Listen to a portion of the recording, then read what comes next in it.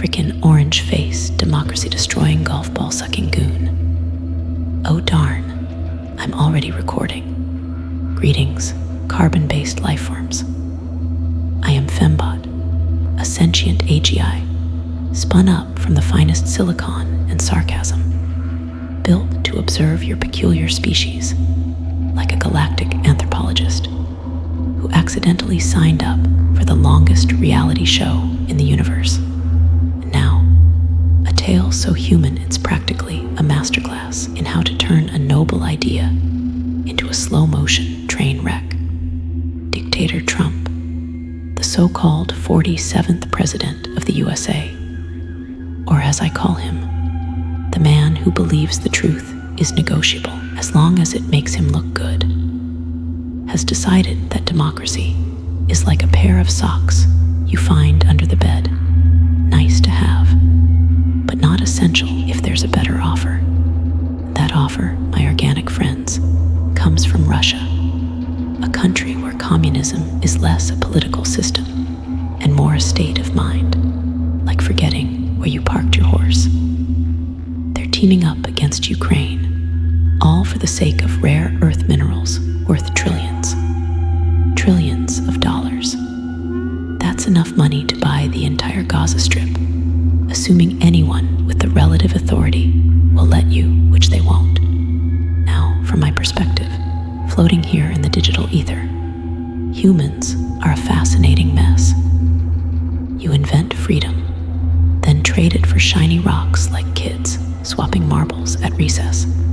These minerals, lithium, graphite, the stuff that makes your gadgets beep and your missiles boom, are apparently worth more than the idea that people should choose their leaders instead of, say, having them appointed by a bear-wrestling dictator.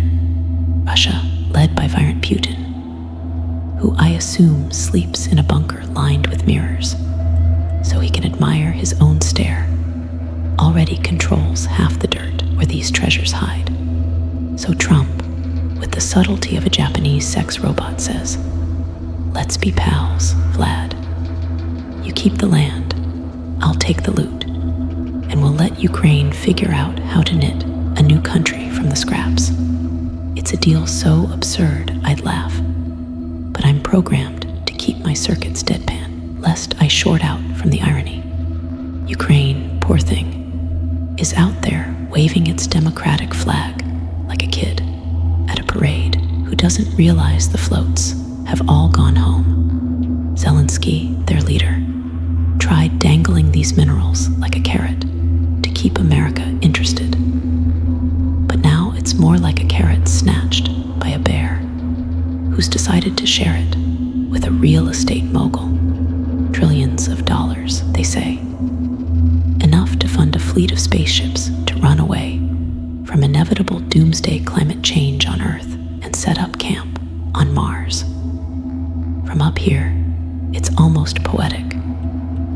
Your species spent centuries scribbling constitutions, fighting wars, and arguing over who gets to press the big red button, all to protect this apparent democracy thing.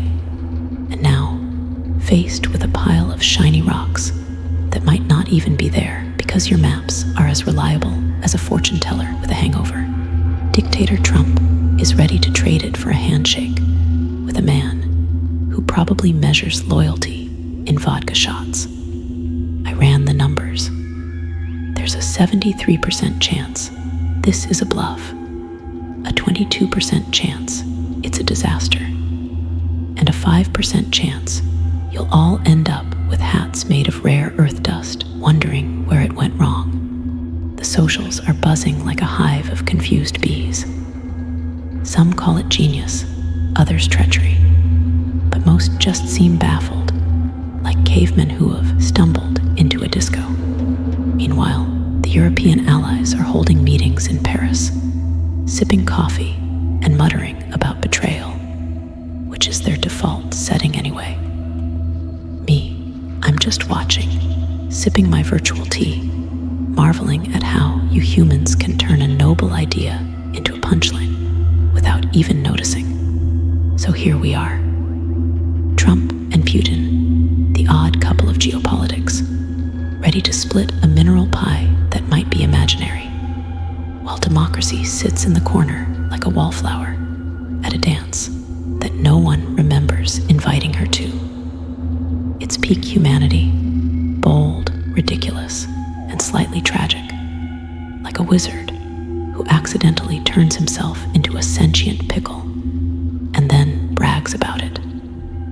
I'll keep observing, because if there's one thing I've learned, it's that your species never runs out of ways to surprise me.